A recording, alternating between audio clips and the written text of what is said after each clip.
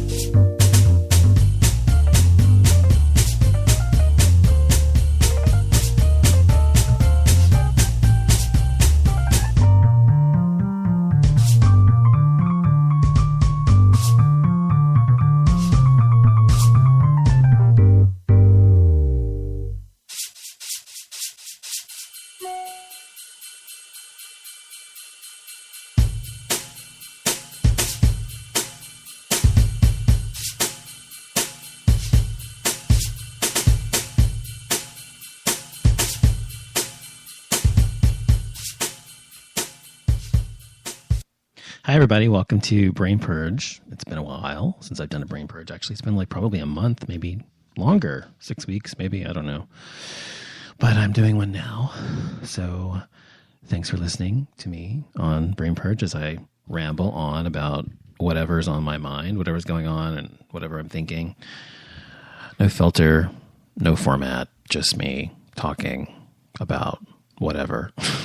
So I'm trying to post the show real quick though, so I can let people know it's on, but I've been having problems posting lately. I don't know what's going on. Facebook is such a fucking piece of shit. I swear. I hate Facebook. I use it every fucking day, and I'm on it a million times a day, probably more than any other site, but I hate it. It's totally a love-hate relationship with Facebook, because it's just half the time it doesn't work right, and it's just it's a constant like checking and, oh, look what I'm doing, or here's where I am, or whatever, people updating their statuses or whatever. So it's always just, I don't know, it's too much. I mean, it is the holy grail of social media by far, and some people would argue that Twitter is, and Twitter is as well, because Twitter came later. And Twitter's great, but it's not Facebook. And I don't know, sometimes I just wish Facebook would just go the fuck away. And I get the urge all the time to just delete my Facebook pages, all of them. The one for the show, and then the one that's my personal one as well. I just want to get rid of them sometimes. I'm just like, so just get over it, I think you just get like overwhelmed or overstimulated with social media after a while. You just kind of get to the point where you're like, I just want to take a break, even though you don't have to be on it. You just don't want to. You don't have to have the responsibility to update things and keep it updated, keep looking up what people are doing or whatever. So it just gets to the point where it's like, it's so fucking, it's just too much sometimes, But that's me. I don't know. I just sometimes just over fucking Facebook. And Twitter is okay. I tweet occasionally. Like, I have a personal Twitter account, and that's locked, and it's only available to people that I'm close with or know me or whatever, really, in real life. And then I have one for the show, of course, which is open, and anyone can go on and post and tweet and whatever with me. By the way, if you want to tweet with me while I'm on the show, you can. You can tweet at Off Limits Show, and if you do, I'll converse with you that way. But so I'm on there, but I'm not real, I don't know, I'm just not a huge Twitter guy. I've never been a huge fan of Twitter. I mean, Twitter is okay. It's just, I don't know. I don't really want to go through every fucking line of what my Twitter feed says. I mean, you know how many fucking people I follow on Twitter or whatever? And I've been more interested in it lately, though, because after they changed the format where they have photographs or pictures, as part of the Twitter feed, it's more interesting to me. I'm a visual person, and so it keeps my attention that way much longer when I go through it. But I probably go through Twitter probably twice a day, maybe.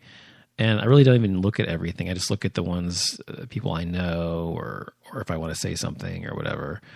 Or if there's some hot picture of some guy on there or something. That's pretty much the only time I look on there. Or if someone tweets me, obviously, then I'll look on there. But someone just tweeted about Sarah Benincasa, whom I interviewed, by the way, for the show. I'm not sure I ever put that interview on here. I don't know if you know who she is, but Sarah Benincasa is a really cool comedian, and she's a New York comedian. She's somewhat known. She used to have a show on YouTube. She may still have it. I'm not sure. Where she used to have bathtub interviews with celebrities, and they get in the bathtub and have interviews or whatever. Anyway, she wrote a book called Agorafabulous a few years ago, and it was about her being agoraphobic. And if you don't know what agoraphobia is, it's where you are afraid to leave the house, or you have anxiety to the point where leaving the house or leaving where you live or your safe space is just overwhelming. And, it's sort of like the ultimate of social anxiety. And I suffered from social anxiety when in my 20s to a great degree.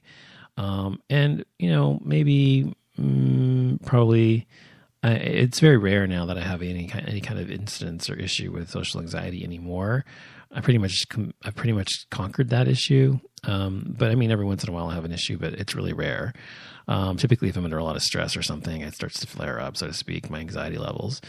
But, it's a really good book that's funny. It's a funny book, and it's about how seriously, some serious shit, and almost literally shit, by the way, of how she had to live and because she wouldn't leave her house or her room. And it's just a really good book, though. It's funny. And, I got a galley of it before it came out because I interviewed her for my magazine that I had for a while, Moot. And, so anyway, if you don't know who she is, she's really funny. Check her out. Her name is Sarah Benincasa. She's on Twitter at Sarah J. Benincasa. It's SarahJBeninCasa. So check her out if you like funny chicks. And I do like funny chicks. I love funny women. Funny ladies are the best. I think, first of all, it takes someone intelligent to be funny. And I say that to people all the time, and they're like, what do you mean it takes someone to be intelligent? It's true, because to be funny, you have to have intellect. You have to have intelligence. You have to be able to be an observer of human behavior, and be able to tell it back in a funny way, and be able to have a certain take or a certain viewpoint on something, that is not necessarily the way that someone else would see it. And also that something that people can relate to, and in a way people can relate to that same topic, whatever you're talking about. And it takes intelligence to do that, and to turn something around and make it funny, or just to be an observer of human behavior is intelligence. So a lot of people who try to be funny aren't funny because they're stupid. There's different kinds of humor. There's funny humor. In my opinion, what's funny to me or funny to you may not be funny to someone else, right? So for me, I like dark humor, and I like wry or dry humor. I like all kinds of humor to some degree, even stupid humor, like slapstick stupidity. But most of all, I usually like really intelligent observations and stuff. Like I love Margaret Cho, whom I also interviewed for my show, by the way. There's an interview of her on my show list, by the way, if you want to check that out. It was a while back, but she's great. I love her to death. I love Margaret Cho. I'm trying to think. Amy Poehler, but Amy. Oh my God, what is wrong with me? Amy, what's her name? The chick who has the Comedy Central show, Amy. Oh my God, I'm getting so old. I can't remember her name. Amy Schumer. That's her name. Her name is Amy Schumer. She is so funny. There was an episode. It was a few months ago when her show was still on. I mean, she still has a show, but it's off for the season or summer or whatever. And her show had one of the episodes. This is not going to sound that funny. You had to see it, but I'll just give you the synopsis. She was doing she always plays herself in all these skits, variations of who she is or of herself, fictional depictions of who she is. And so it's always her playing herself or whatever. But anyway, she was playing herself, and she was playing like her agent called her, and her agent said, "I have the greatest thing for you. It's a job working with Angelina Jolie and with I don't know, somebody else, some other famous chick woman, I can't remember who it was." And she's like, "Oh my god, oh my god, oh my god!" And so her agent's like, "You have to fly out tomorrow, and they want to meet with you." And she said, "Okay." And it was a voiceover thing, and she said, "Okay." And so she gets there, and it's an animated comedy or whatever of these women. They're like meerkats or something. The animation is of meerkats or something like that. And they're like fighters, and they fight for justice or some stupid thing. So she has to do the voiceover for it. She gets there, and when she gets there in her voiceover booth, she sees tons of food like cake and like cookies and like candy bars and soda and all these horrible things for you. They're fattening things for you because she's a little chunky. She's not really fat. I don't think she's fat, but she's a little, compared to what most people say is fat today, or most people think is skinny, she's fat by Hollywood standards, which means she's basically normal. But anyway, she's a little overweight, I guess, in her assessment. And so she gets there, and all the stuff is there, and she they start explaining the thing to her, and they said, "Just come in when it's your cue, you hear the beep." And so she hears Angelina Jolie's voice, or whoever it was, the other famous actress's voice, do their things, and she's watching it on the screen while they're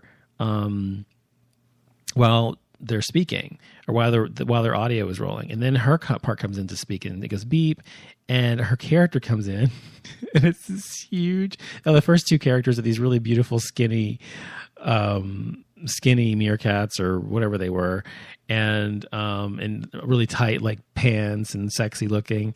And then she comes out, and they drop her down like she's a big boulder on the ground. It's like then she has to say her name. And the funniest thing about it was that she had these pants on that were ripped at the crotch, and you could see her pussy. It was so funny. I mean, I watched it in the middle of the night, and I was cracking up. I'm still cracking up right now because I can see it in my head. It's not as funny as me telling it to you. It's probably not funny at all. But if you saw it, she's this huge fat thing with this her pussy hanging out. I'm sorry, it's so hilarious. That was my chair, by the way. See, listen, that was not me. That was my chair. It's squeezing against the desk. Anyway, but I could still see it in my head. But I was laughing so hard at this visual, and she's like, why is my pussy hanging out? I'm sorry. Anyway, anyway, then whatever. But what's I getting? My point was, it was so fucking funny to me. It just cracked me up because the visual was so funny, and they're saying how fat she was and gross she was, and it's just so funny. But that kind of humor is hilarious to me too. So like visual stunts like that just cracked me up. And, something surprising that you don't expect, that cracked me up. And I like just like I said, all kinds of humor.